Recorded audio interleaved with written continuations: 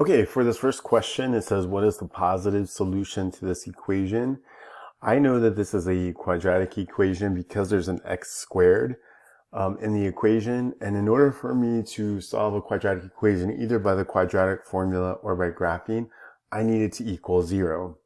And what you'll notice here is right now it equals a positive 135.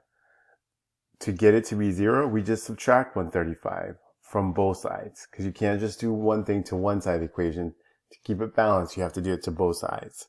Now, what I'm going to do is just go straight to the calculator. It's going to be 4x squared plus 12x minus 135 equals 0. So let me jump over to my calculator here. And I'm just using the Desmos one here. Let me move this guy over.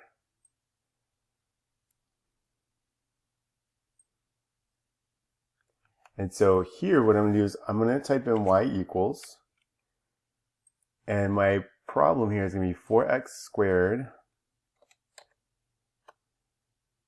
You want to practice this, so don't just watch me do it. Go ahead and do it so you get in the habit of getting this answer. Now, what you're going to notice here is that I put the y equals there. You don't want to put the 0 equals. You just want to go ahead and graph the problem and see what it looks like. And the only change I did was I did minus 135 so it could equal 0, and then I put the y equals in.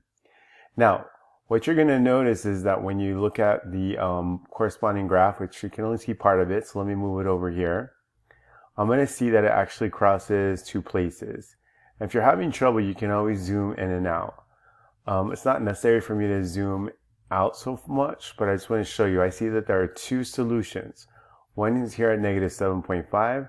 The other one is at 4.5. The question was asking about the positive solution. So what you would do is you would type in 4.5. And that's all you have to do on this problem.